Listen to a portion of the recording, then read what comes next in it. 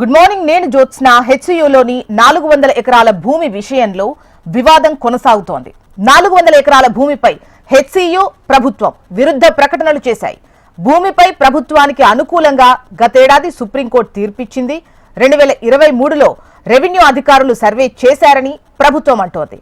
Survey జరగలేదు అని అటు హెచ్సియు తేల్చి చెబుతోంది. మరోవైపు హెచ్సియు భూములపై విద్యార్థుల ఆందోళన కొనసాగుతోంది.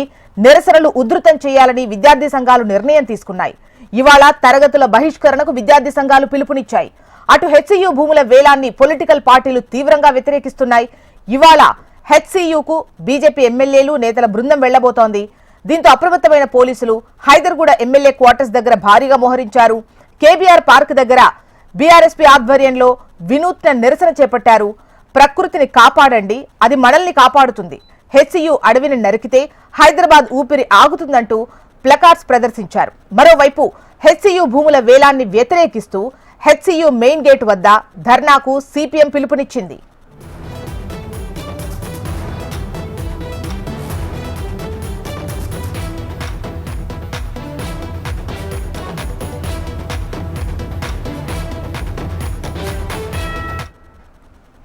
రైట్. హెచ్సియులోని 400 ఎకరాల భూమి విషయంలో వివాదం కొనసాగుతోంది. అయితే 400 ఎకరాల భూమిపై హెచ్సియు ప్రభుత్వం విరుద్ధ ప్రకటనలైతే చేశాయి. భూమిపై ప్రభుత్వానికి అనుకూలంగా గతేడాది సుప్రీంకోర్టు తీర్పిచ్చింది. 2023లో రెవెన్యూ అధికారులు సర్వే చేశారని చెప్పేసి ప్రభుత్వం అంటోంది. బట్ సర్వే జరగలేదు అని హెచ్సియు తేల్చి చెబుతోంది. డీటెయిల్స్ అందించేందుకు ఆర్కే సిద్ధంగా ఉన్నారు. ఆర్కే, చెప్పండి. విద్యార్థులు ముఖ్యంగా హెచ్సియు భూములకు సంబంధించి ఆందోళన తీవ్రతరం చేస్తున్నట్లుగా తెలుస్తోంది. దీనికి సంబంధించి మీ దగ్గర ఉన్నటువంటి డీటెయిల్స్ ఏంటి? జోస్న, ఏదైతే ప్రభుత్వం హెచ్సియుకి సంబంధించి 400 ఎకరాల భూములు ఏవైతే ఉన్నాయో వాటిని వేలం వేసేందుకు సిద్ధమవుతుంది. ఈ క్రమంలోనే మొత్తం కూడా ఈ ఇష్యూ అంతా కూడా ఇటు విద్యార్థుల నుంచి పొలిటికల్ టర్న్ తీసుకుందని చెప్పాల్సి ఉంటుంది. నిన్న పెద్ద సంఖ్యలో విద్యార్థులంతా కూడా గేట్ బయటకు వచ్చి ప్రభుత్వ నిర్ణయం ఏదైతుందో దాన్ని అయితే తీవ్ర స్థాయిలో వ్యతిరేకించడం జరిగింది. ఇవన్నీ కూడా హెచ్సియుకి సంబంధించిన భూములు, ఎట్టి పరిస్థితుల్లోనూ యూనివర్సిటీకి సంబంధించిన భూములు వేలం వేయద్దు అంటూ కూడా ఇటు విద్యార్థులు అటు యూనివర్సిటీకి సంబంధించిన ప్రొఫెసర్లు చెబుతూ వస్తున్నారు. కానీ నిన్న ప్రభుత్వం ఒక కీలకమైన డాక్యుమెంట్ అయితే బయటపెట్టడం జరిగింది. ఇది కూడా 2024 మేలో సుప్రీంకోర్టు ఈ వ్యవహారానికి సంబంధించి ఒక తీర్పుని ఇవ్వడం జరిగింది. ఏదైతే హైకోర్టులో గతంలోనే ఈ భూములు ప్రభుత్వానికి చెందినవిగా చెప్పడం జరిగిందో ఆ భూములకు సంబంధించిన వ్యవహారంలో యథావిధిగా కింద కోర్టు ఇచ్చిన తీర్పుని అమలు పరచాలంటూ కూడా చెప్పడం జరిగింది. అంటే ఈ 400 ఎకరాలు కూడా పూర్తిగా ప్రభుత్వానికి చెందుతాయంటూ కూడా ఇటు నిన్న ప్రభుత్వం అయితే చెబుతూ రావడం జరిగింది. దీనికి సంబంధించి కూడా 2023లో ఒక సర్వే కూడా జరిగింది అంటూ కూడా చెప్పడం జరిగింది. అయితే వాస్తవానికి నిన్న హెచ్సియుకి సంబంధించిన రిజిస్ట్రార్ అయితే ఇక్కడ ఎలాంటి సర్వే జరగలేదు అంటూ కూడా ఆయన తన వర్షం చెప్పుకుంటూ రావడం జరిగింది. మరోవైపు ఈ భూములన్నీ కూడా హెచ్సియుకి సంబంధించిన భూములుగా చెప్తూ వస్తున్నారు. వాస్తవానికి ఇక్కడ హెచ్సియుకి సంబంధించిన భూములు ఏవైతే ఉన్నాయో ఇక్కడ 2003వ సంవత్సరంలో అప్పటి ముఖ్యమంత్రి చంద్రబాబు నాయుడు ఇక్కడ ఒక కంపెనీకి లీజు కూడా ఇవ్వడం జరిగింది. అయితే ఆ కంపెనీ ఎలాంటి పనులు చేయకపోవడంతో మళ్ళీ అప్పుడు 2004లో వచ్చిన కాంగ్రెస్ గవర్నమెంట్ ఆ భూమిని మొత్తాన్ని కూడా వెనక్కి తీసుకోవడం జరిగింది. అయితే ఆ తర్వాత ఆ కంపెనీ కోర్టుకు వెళ్ళడం, కోర్టు వ్యవహారాల్లో హైకోర్టు ప్రభుత్వానికి అనుకూలంగా తీర్పు ఇవ్వడంతో మళ్ళీ అక్కడ ఈ భూములు మొత్తం కూడా ప్రభుత్వ పరిధిలోకి అయితే రావడం జరిగింది. ప్రస్తుతం ఈ వ్యవహారం అనేది మొత్తం కూడా ఇటు రాజకీయ పార్టీలు అటు విద్యార్థి సంఘాలు మొత్తం కూడా రోడ్డు మీదకి రావడం జరుగుతుంది.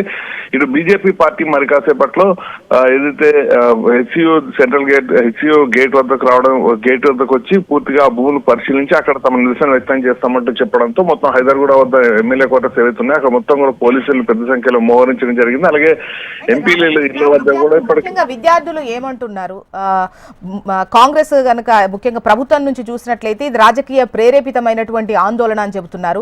ఒకవైపు సర్వే చేశాము అని చెబుతున్నారు, ప్రభుత్వానికి సంబంధించింది అంటున్నారు.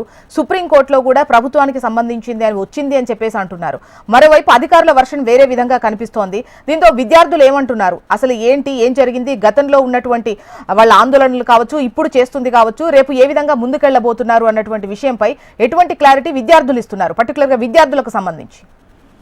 చూసినా మరి కాసేపట్లో హెచ్సియు విద్యార్థులందరూ కూడా ఏబీవీపీ ఈ రోజు బంద్కు పిలుపునివ్వడం జరిగింది. మరి కాసేపట్లో అంటే 10:30-11 గంటల సమయంలో మొత్తం గేట్ వద్దకు వచ్చి తమ నిరసన వ్యక్తం చేస్తామంటూ చెప్తున్నారు. అయితే విద్యార్థులు ఒకటే విషయం చెప్తున్నారు, ఎట్టి పరిస్థితుల్లోనూ ఈ భూములు ఏవైతే ఉన్నాయో ఇవి హెచ్సియుకి సంబంధించిన భూములు, ఎట్టి పరిస్థితుల్లోనూ ప్రభుత్వం వేలం వేయకూడదు. ఎందుకంటే పెద్ద సంఖ్యలో చెట్లు ఉన్నాయి, వీటన్నిటిని నరికివేస్తే చాలా ఇబ్బందికర పరిస్థితి ఏర్పడుతుంది. మరోవైపు ఇక్కడ ఇల్లులు లాంటివి కట్టడం జరిగితే పక్కన యూనివర్సిటీ ఉంది, గతంలో ఇలాంటి ఇబ్బందులు చాలా ఎదుర్కొన్నాం కాబట్టి ఎట్టి పరిస్థితుల్లోనూ ఇక్కడ ఎలాంటి కన్స్ట్రక్షన్స్ కి అలాగే ఎలాంటి చెట్లు కొట్టడం ప్రభుత్వం ఎంటర్ కావడానికి తాము ఒప్పుకోమంటూ కూడా విద్యార్థి సంఘాలు అన్ని కూడా ఒక్క తాటి మీదకి రావడం జరిగింది. ఇటు ఏబీవీపీ కావచ్చు, ఎస్ఎఫ్ఐ కావచ్చు, ఇతర విద్యార్థి విభాగాలు ఏవైతే ఉన్నాయో అన్ని విభాగాలు కూడా ఒక్క తాటి మీదకే రావడం జరిగింది. అలాగే పొలిటికల్ సపోర్ట్ కూడా తాము విద్యార్థులను పూర్తి ఒక్కలమే చేయలేం కాబట్టి ఖచ్చితంగా అన్ని పార్టీల మద్దతు తీసుకుని ఇంకా మరింత ఉధృతంగా ముందుకు వెళ్తాము. అవసరమైతే ఆమరణ నిరాహార దీక్ష కూర్చుంటామంటూ కూడా ఇటు విద్యార్థి సంఘాలు చెప్తున్న పరిస్థితి కనిపిస్తుంది. కాబట్టి రాబోయే రోజుల్లో మాత్రం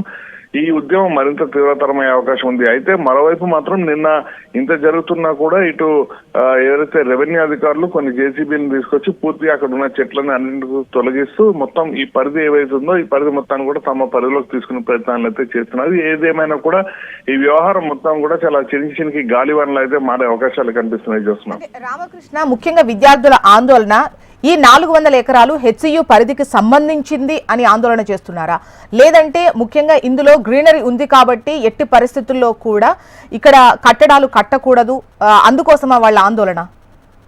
అయితే ఇది మొత్తం కూడా హెచ్సియు పరిధిలోకి వస్తుంది అనేది విద్యార్థులు మొదటి నుంచి చెప్తున్నారు. ఇప్పటికే HCU university Hyderabad central university ఇందులో చాలా వరకు కూడా అనేక కన్స్ట్రక్షన్స్ కట్టడం వల్ల మొత్తం గ్రీనరీ తగ్గిపోతూ వస్తుంది. దాంతో విద్యార్థులు కూడా చదువుకోవడానికి ఇంతకుముందు చెట్ల కింద కూర్చొని చదువుకునే పరిస్థితి ఉండేది, కానీ ఇప్పుడు అలాంటి సిచ్యువేషన్ లేదు. ఇప్పుడు ఈ 400 ఎకరాలు ఏవైతే హెచ్సియుకి సంబంధించినవి ఈ భూములు మొత్తం కూడా ఇటు ప్రభుత్వం తీసుకుని ఇక్కడ కన్స్ట్రక్షన్స్ జరిగితే మాత్రం చాలా ఇబ్బందికర పరిస్థితులు తలెత్తాయనే అంశాన్ని మాత్రం వాళ్ళు ప్రధానంగా ప్రస్తావిస్తున్నారు. అయితే ఇప్పుడు ఈ వ్యవహారం మొత్తం కూడా అంటే సుప్రీంకోర్టులో తీర్పు రావడం, ఈ వ్యవహారాలన్నిటిపైన ప్రభుత్వం వీళ్ళకి అంటే హెచ్సియు రిజిస్ట్రార్ కి వీళ్ళందరికీ ఇచ్చిన తర్వాత మరి విద్యార్థులు ఎలా రెస్పాండ్ అవుతారు ఏంటనేది మాత్రం చూడాల్సి ఉంటుంది.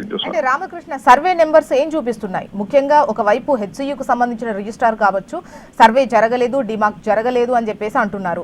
మరోవైపు ప్రభుత్వం ఏమో ప్రభుత్వానికి సంబంధించిందే భూమి, హెచ్సియు పరిధిలో ఇది లేదు అని చెప్పేసి అంటున్నారు. అండ్ సర్వే నెంబర్స్ ఏం చెబుతున్నాయి? వీటికి సంబంధించినటువంటి డీటెయిల్స్ ఎలా ఉన్నాయి? అయితే జ్యోత్స్న ఇక్కడ ఒక విషయం చాలా స్పష్టంగా అర్థమవుతుంది. గతంలో ఈ భూములు హెచ్సియుకి సంబంధించినవి. అయితే హెచ్సియు భూములు 204 ఎకరాలు తీసుకునే క్రమంలో వాళ్ళకి గోపన్పల్లి వద్ద కొన్ని భూముల్ని ఏర్పాటు చేయడం జరిగింది అనేది నిన్న అక్కడ కొంతమందితో మాట్లాడిన సమయంలో తెలిసిన విషయం బయటికి రావడం జరిగింది. అయితే దీనిపైన ఇటు రెవెన్యూ అధికారులు అటు ప్రభుత్వం దీనిపైన కొంత క్లారిటీ అయితే ఇవ్వాల్సి ఉంటుంది. గతంలో ఎవరైతే ఐఎంజీ భారత్ అనే ఒక కంపెనీ ఇక్కడ లీజుకి తీసుకోవడం జరిగిందో ఈ వ్యవహారంలో మొత్తం కూడా అటు కంపెనీకి సంబంధం లేదు, ఇటు వీళ్ళకి అంటూ కూడా చెప్పడం జరిగింది. అంటే గతంలో ఈ భూములు హెచ్సియుకి సంబంధించినవిగా ఉన్నప్పటికీ కూడా అప్పటి ప్రభుత్వం వీళ్ళకి ప్రత్యేకంగా 400 ఎకరాల భూమి ఏదైతే తీసుకోవడం జరిగిందో ఆ 400 ఎకరాలకి ఆల్టర్నేటివ్ గా కూడా వీళ్ళు ప్రత్యామ్నాయ భూమిని కూడా ఏర్పాటు చేయడం జరిగింది అనేది మనకి అందుతున్న సమాచారం. కాబట్టి ఈ 400 ఎకరాలకు సంబంధించిన భూమి విషయంలో పూర్తిగా కూడా ప్రభుత్వానికి ఉంటుంది. వీళ్ళకి హెచ్సియుకి సంబంధించిన భూములు ఎక్కడ కేటాయించాలో ఆల్రెడీ కేటాయించిన తర్వాత మాత్రమే మొత్తం కూడా ప్రభుత్వ పరిధిలోకి తీసుకున్నాము అనేది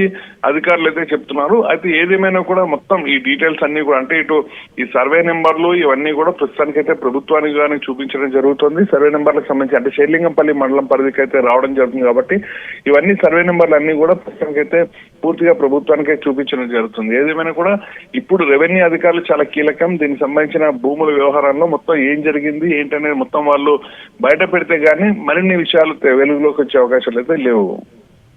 రైట్ రామకృష్ణ, అది మొత్తానికి హెచ్సియులోని 400 ఎకరాల భూమి విషయంలో వివాదం అయితే కొనసాగుతోంది. 400 ఎకరాల భూమిపై హెచ్సియు అదేవిధంగా ప్రభుత్వం విరుద్ధ ప్రకటనలు అయితే చేశాయి. భూమిపై ప్రభుత్వానికి అనుకూలంగా గతేడాది సుప్రీంకోర్టు తీర్పిచ్చింది. 2023లో రెవెన్యూ అధికారులు సర్వే చేశారు అని ప్రభుత్వం అంటోంది. అయితే సర్వే జరగలేదు అని అటు హెచ్సియు తేల్చి చెబుతోంది. మరోవైపు హెచ్సియు భూములపై విద్యార్థుల ఆందోళన అయితే కొనసాగుతోంది. నిరసనలు ఉధృతం చేయాలని అటు విద్యార్థి సంఘాలు నిర్ణయం అయితే తీసుకున్నాయి. ఇవాళ తరగతులు బహిష్కరించాలని విద్యార్థి సంఘాలు పిలుపునిచ్చినట్టుగా తెలుస్తోంది. అటు హెచ్సియు భూముల వేలాన్ని పొలిటికల్ పార్టీలు తీవ్రంగా వ్యతిరేకిస్తున్నాయి. ఇవాళ హెచ్సియుకు బీజేపీ ఎమ్మెల్యేలు నేతల బృందం వెళ్లబోతోంది. దీంతో అప్రమత్తమైనటువంటి పోలీసులు హైదర్గూడ ఎమ్మెల్యే క్వార్టర్స్ దగ్గర భారీగా మోహరించారు. కేబీఆర్ పార్క్ దగ్గర బీఆర్ఎస్వీ ఆధ్వర్యంలో వినూత్న నిరసన చేపట్టారు. ప్రకృతిని కాపాడండి, అది మనల్ని కాపాడుతుందని, హెచ్సియు అడవిని నరికితే హైదరాబాద్ ఊపిరాగుతుందంటూ ప్లేకార్డ్స్ ప్రదర్శించారు. మరోవైపు హెచ్సియు భూముల వేలాన్ని వ్యతిరేకిస్తూ హెచ్సియు మెయిన్ గేట్ దగ్గర ధర్నాకు సిపిఎం పిలుపునిచ్చింది.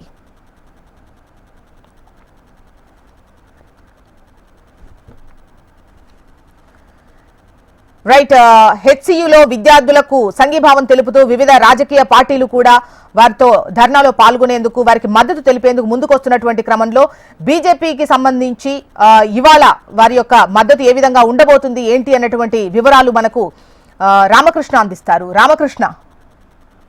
జోష్న, ఏదైతే సెంట్రల్ యూనివర్సిటీ 400 ఎకరాల భూమి వివాదం అయితే రోజు రోజుకి ముదురుతుందని చెప్పవచ్చు. గత కొన్ని రోజులుగా ఏదైతే భూమి వేలం వేయాలని ప్రభుత్వం నిర్ణయించిందో దానికి సంబంధించి మొదటి నుంచి విద్యార్థులు అయితే దాన్ని వ్యతిరేకిస్తున్నారు.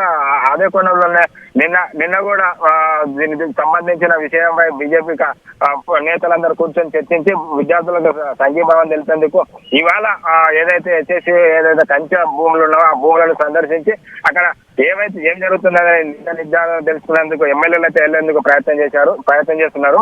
అయితే ఎమ్మెల్యేలు వాళ్ళకి మద్దతుగా వెళ్తున్న నేపథ్యంలో ఏదైతే MLA quarters Hyderabad MLA quarters లో ఎమ్మెల్యేలు ఉన్నారో ఆ ఎమ్మెల్యేలు దానికి సంబంధించి వాళ్ళు ఇవాళ ఏ టైంలోనే వెళ్ళే ఉంది కాబట్టి దానికి అయితే పోలీసులు ఆ ఎమ్మెల్యే క్వార్టర్స్ సంబంధించి పోలీసులు అయితే భారీగా చేరుకున్నారు. ఏదైతే వస్తే ఎమ్మెల్యేలు ఇక్కడ అడ్డుకునే ప్రయత్నం అయితే జరుగుతుంది. అదేవిధంగా ఎమ్మెల్యేలు ఎమ్మెల్సీలు ఇవాళ వెళ్తున్న నేపథ్యంలో ఎక్కడికెక్కడనే వాళ్ళని అవసరాలు చేస్తున్నారు. బీజేఎల్పీ నేత అయిన మహేశ్వర్ రెడ్డిని, అదేవిధంగా కొత్తగా ఎన్నికైన ఎమ్మెల్సీ అజిరెడ్డిని వాళ్ళ గృహ నిర్బంధం చేశారు.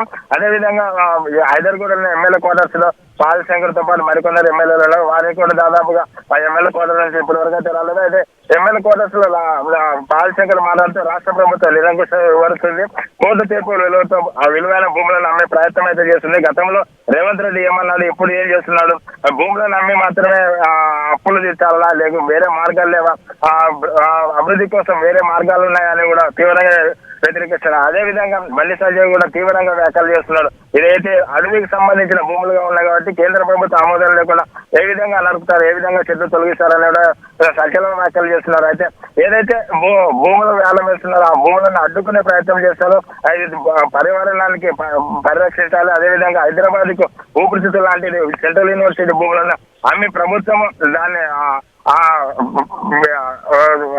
అమ్మి పర్యావరణానికి హాని చేసే విధంగా వ్యవహరిస్తుంది కాబట్టి దీన్ని ఎట్టి పరిస్థితుల్లో మేము ఆమోదించాము, అడ్డుకొని తీరుతాము.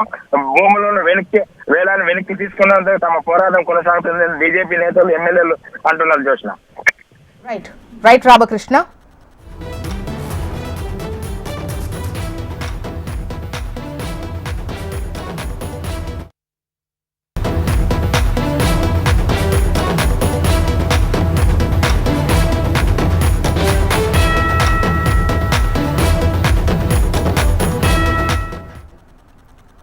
ఫోన్ ట్యాపింగ్ కేసులో శ్రవణ్ రావుకి స్పెషల్ ఇన్వెస్టిగేషన్ టీం మళ్లీ నోటీసులు జారీ చేసింది.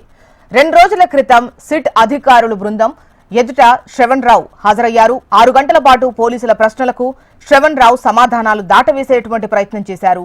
విచారణలో సిట్ అధికారులు అడిగిన ప్రశ్నలకు ఎలాంటి సమాధానాలు చెప్పలేదు. ఈ నెల 2వ తేదీన హాజరు కావాలని నోటీసులో ఆదేశించారు. 2023లో జరిగిన ఎన్నికల సమయంలో శ్రవణ్ రావు వాడిన ఫోన్లపై స్పెషల్ ఇన్వెస్టిగేషన్ టీం నజర్ పెట్టింది. ఎన్నికల సందర్భంలో వాడిన సెల్ ఫోన్స్ ను సబ్మిట్ చేయాలని సిట్ పేర్కొంది. శ్రవణ్ రావు ఇల్లు కార్యాలయంలో మినీ కంట్రోల్ రూమ్ ఏర్పాటుపై పోలీసులు ఆరా తీశారు. మినీ కంట్రోల్ రూమ్ పరికరాలను ఎవరు అందజేశారని పోలీసులు ప్రశ్నించినట్లుగా తెలుస్తోంది. ఇక ఎస్ఐబి ప్రణీత్ రావు కంట్రోల్లో ఉండాల్సిన పరికరాలన్నీ శ్రవణ్ రావు ఇంట్లో ఉండటంపై విచారణ జరుపుతున్నారు. ప్రణీత్ రావుతో ఎలాంటి సంబంధాలు లేవు అని శ్రవణ్ రావు తేల్చి చెప్పారు. ఎస్ఐబి మాజీ చీఫ్ తో పాటు కాంటాక్ట్స్ ఉన్నాయని శ్రవణ్ రావు చెప్పినట్లు తెలుస్తోంది.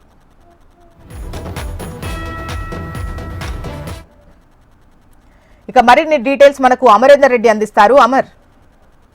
చూసిన ఫోన్ ట్యాపింగ్ కేసులో శ్రావణ్ రావుకి మరోసారి నోటీసులు జూబ్లీహిల్స్ సిట్ బృందం అందజేసింది. అయితే ఈ నెల 2వ తేదీన అంటే రేపు విచారణకు హాజరు కావాలనేది సిట్ ఇప్పటికే నోటీసులో పేర్కొన్న నేపథ్యంలో అయితే గత ఎన్నికల సమయంలో కావచ్చు 2017 రెండు సార్వత్రిక ఎన్నికల సంబంధించి పూర్తిగా శ్రావణ్ రావు వాడినటువంటి ఫోన్లు వాటన్నిటిపైన కూడా ఇప్పటికే సిట్ దీనికి సంబంధించి నజర్ వేసినట్టుగా తెలుస్తుంది. అయితే ఇప్పటికే అతని ఫోన్ కూడా అతనికి సంబంధించిన డాటాను పూర్తిగా సిట్ బృందం పూర్తిగా వెలికి తీసిన నేపథ్యంలో వాటన్నిటిపై కూడా గత విచారణ సందర్భంలో ఇప్పటికే విచారణ హాజరైన శ్రావణ్ రావు నేరుగా అంటే జూబ్లీహిల్స్ సిట్ ఆఫీస్ కి చేరుకున్నారు. సిట్ బృందం నేతృత్వంలో ఇప్పటికే విచారణ కూడా కొనసాగింది. 6 గంటల పాటు శ్రావణ్ రావుని ప్రశ్నించగా పూర్తిగా మాటలకు పోలీసుల ప్రశ్నలకన్నిటి కూడా దాటవేసే ప్రయత్నం అయితే చేశారు. అయితే తాను సర్వేలకు సంబంధించి ఏదైతే అధికార పార్టీకి ఇచ్చానని శ్రావణ్ రావు పైన ఇప్పటికే ఓన్లీ సర్వేలకు సంబంధించిన రిపోర్ట్లకు సంబంధించే శ్రావణ్ రావు చెప్పిన నేపథ్యంలో సర్వేలు ఎవరెవరికి ఇచ్చారని ఇప్పటికే దీనికి సంబంధించి అడిగిన దానికి సమాధానం చెప్పండి అంటూ కూడా ఇప్పటికే పోలీసులు కూడా అడిగిన నేపథ్యంలో వాటన్నిటికి కూడా పూర్తిగా మాటలు దాటవేస్తూ శ్రావణ్ రావు చెప్పిన నేపథ్యంలో 6 గంటల పాటు పోలీసుల ప్రశ్నలకు ఎలాంటి సమాధానాలు కూడా శ్రావణ్ రావు చెప్పకపోవడంతో మరోసారి అంటే రేపు విచారణకు తప్పనిసరిగా హాజరు కావాలనేది కూడా నోటీసులో పేర్కొన్నారు. ఇప్పటికే సుప్రీంకోర్టులో అతనికి ఊరట లభించింది. ఎందుకంటే అతనికి బెయిల్ ఇవ్వాలని పోలీసులు విచారించి తప్పించాలనేది శ్రావణ్ రావుకి కొంత స్వల్ప ఊరట లభించిందని చెప్పుకోవచ్చు. ఈ నేపథ్యంలోనే ప్రస్తుతం శ్రావణ్ రావు పోలీసుల విచారణకు హాజరు కావాలనేది ప్రస్తుతం సుప్రీంకోర్టు ఆదేశించిన నేపథ్యంలో మొదటిసారి విచారణకు హాజరయ్యారు. కానీ మొదటిసారి విచారణలో ఎలాంటి ఇన్ఫర్మేషన్ అనేది పోలీసులకు అందలేదు కాబట్టి రెండోసారి కూడా నోటీసులు అందజేసిన నేపథ్యంలో రేపు 10 గంటల లోపు తప్పనిసరిగా విచారణకు హాజరు కావాలని కూడా నోటీసులో పేర్కొన్నారు. అయితే శ్రావణ్ రావు ఇల్లు కార్యాలయంలో ఏర్పాటు చేసినటువంటి మినీ కంట్రోల్ రూమ్ సంబంధించి పోలీసులు కూడా ఆరా తీసినట్టు తెలుస్తుంది. అయితే మినీ కంట్రోల్ రూమ్ పరికరాలన్నీ కూడా ఎవరు అందజేశారనే దానిపై పోలీసులు ప్రశ్నల వర్షం కురిపించారు. అయితే ఎస్ఐబి ప్రణీత్ రావుతో పాటు ఇటు అతని కంట్రోల్లో ఉండాల్సిన పరికరాలన్నీ కూడా శ్రావణ్ రావు ఇంట్లో ప్రత్యక్షం కావడం, ఫోన్ ట్యాపింగ్ పరికరాలకు సంబంధించి శ్రావణ్ రావు ఇంట్లోకి ఎలా చేరాయి అనేది ప్రస్తుతం దీనిపైన క్వశ్చన్ మార్క్ గా ఉన్న నేపథ్యంలో వీటన్నిటిపై కూడా విచారించేందుకు ప్రస్తుతం ఎస్ఐబి ఏదైతే ప్రణీత్ రావుతో పాటు ఇటు ప్రభాకర్ రావుకు సంబంధించిన ఫోన్ కాంటాక్ట్ లిస్ట్ ఎందుకు రెగ్యులర్ గా తరచూ ఫోన్ ఎందుకు మాట్లాడారన్న కోణంలో ఒకవైపు పోలీసులు ఆరా తీయనున్నారు. అయితే తనకు ప్రణీత్ రావుకు సంబంధించి ఏదైతే ఎలాంటి సంబంధం లేదని ఇటు లైవ్ లోనే నిన్న ఏదైతే గత విచారణలో శ్రావణ్ రావు తేల్చి చెప్పిన నేపథ్యంలో పూర్తిగా ఎస్ఐబి మాజీ చీఫ్ తో పాటు కాంటాక్ట్స్ ఉన్నాయని ఇప్పటికే శ్రావణ్ రావు కూడా ఒక క్లారిటీ ఇచ్చిన నేపథ్యంలో వీటన్నిటికి సంబంధించి ఇప్పటికే ఒక ఎవిడెన్స్ ఒక ల్యాబ్ కు సంబంధించిన ఇవన్నీ ఏవైతే ఫోన్ ట్యాపింగ్ పాల్పడేటువంటి ఎక్విప్మెంట్స్ అన్నింటిని కూడా ఇప్పటికే పోలీసులు వీటన్నిటిని రికవరీ చేసి పోలీసులు ఛార్జ్ షీట్ లో కోర్టులో కూడా సబ్మిట్ చేసిన నేపథ్యంలో అసలు శ్రావణ్ రావు ఏ అధికార పార్టీకి సంబంధించిన గతంలో అధికార పార్టీ ఉన్నటువంటి బీఆర్ఎస్ నేతలు ఎవరైతే ఉంటారో వారి నియోజకవర్గాల్లో ఎవరెవరి ప్రత్యర్థుల దగ్గర నుంచి వాళ్ళ ఫోన్లు ట్యాపింగ్ చేశారు, ఎవరెవరి ఏదైతే మునుగోడు ఉప ఎన్నికలు కావచ్చు ఇంకా చాలా రాష్ట్రంలో ఉప ఎన్నికలు జరిగాయి కాబట్టి గతంలో బీఆర్ఎస్ పార్టీ గెలిపే ధ్యేయంగా ఇవన్నీ కూడా ఫోన్ ట్యాపింగ్ అస్త్రాన్ని వాడారు కాబట్టి గతంలో వ్యాపారవేత్తలను కూడా బెదిరించిన దాఖలాల నేపథ్యంలో వాటన్నిటిపై ప్రస్తుతం శ్రావణ్ రావును మరోసారి ఎస్ఐబి బృందం విచారించనుంది. కీలకమైన అంశాలను శ్రావణ్ రావు దగ్గర నుంచి తీసుకునే అవకాశం ఉంది. ఒకవేళ శ్రావణ్ రావు మాత్రం నోరు మెదపకుంటే తప్పనిసరిగా వీటన్నిటికీ అంశాలకు సంబంధించి ఎందుకంటే ఇప్పటికే ఆడియో రికార్డు కూడా చేస్తున్నట్టుగా తెలుస్తుంది. శ్రావణ్ రావు విచారణలో అతను నోరు మెదపకుంటే మాత్రం తప్పనిసరిగా ఇది కోర్టు దృష్టికి తీసుకెళ్తారు. కోర్టు ఇచ్చినటువంటి ఆదేశాలను తప్పనిసరిగా పోలీసులు వెకెట్ చేసే అవకాశం అయితే కనబడుతుంది. రేపు విచారణకైతే శ్రావణ్ రావు విచారణకు హాజరుగా ఉన్నారు. రైట్.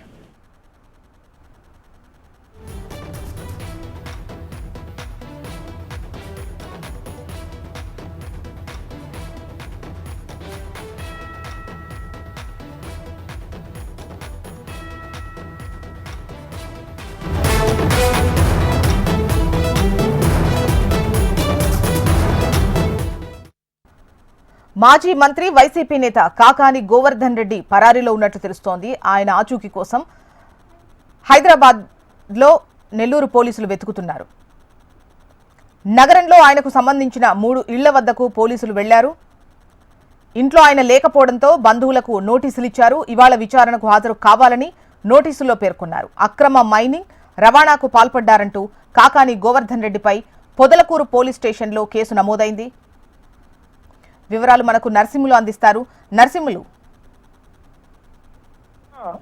నెల్లూరు జిల్లాలో ప్రతిపక్ష వైఎస్ఆర్ కాంగ్రెస్ పార్టీ జిల్లా అధ్యక్షులు మాజీ మంత్రి కాకాని గోవర్ధన్ రెడ్డి కేసు వ్యవహారం ఇప్పుడు మరింత ఉత్కంఠగా మారింది. ముఖ్యంగా రాజకీయ వర్గాలలో ఇది సంచలనం కలిగిస్తోంది. ఇవాళ కాకాని గోవర్ధన్ రెడ్డి నెల్లూరు రూరల్ డిఎస్పీ ఘటంనేని శ్రీనివాస్ ఎదుట 10 గంటలకు విచారణకు హాజరు కావాల్సి ఉంది. అయితే ఆయన హైదరాబాద్ లోనే శుభకార్యంలో ఉన్నందువల్ల ఈ రోజు హాజరవ్వడం అనేది కొద్దిగా సంశయంగా మారింది. ఇదే సమయంలో 24 నోటీస్ పీరియడ్ 24 గంటల్లో దాటిన తర్వాత ఆయన్ని అదుపులో తీసుకుంటారా అనేటటువంటి ఒక ఇది కూడా ప్రచారం కూడా కొనసాగుతుంది. అయితే కాకాని గోవర్ధన్ రెడ్డి ఇప్పటికే ముందస్తు బెయిల్ కు దరఖాస్తు చేస్తున్నారు. ఈ రోజు మధ్యాహ్నం లంచ్ మోషన్ లో ఆయన కాస్ట్ పిటిషన్ కానీ రెగ్యులర్ బెయిల్ కానీ ఈ రోజు అందుబాటులోకి వచ్చే అవకాశం ఉంది. దీని తర్వాత పోలీసులు అంటే ఆయన బెయిల్ కానీ వస్తే నేరుగా ఆయన వచ్చేస్తారు, లేదంటే ఆ యొక్క పోలీసులు తీసుకునేటటువంటి చర్యలు ఎలాగా ఉంటాయనేది కూడా మనం వేచి చూడాల్సి ఉంది. మొత్తంగా కానీ గమనించినట్లయితే ఇవాళ దాదాపు మధ్యాహ్నం వరకు కూడా ఈ కేసు వ్యవహారం కొంత ఉత్కంఠను కొనసాగించేటటువంటి పరిస్థితి ఉంది. జ్యోత్స్న. రైట్ నరసింహులు.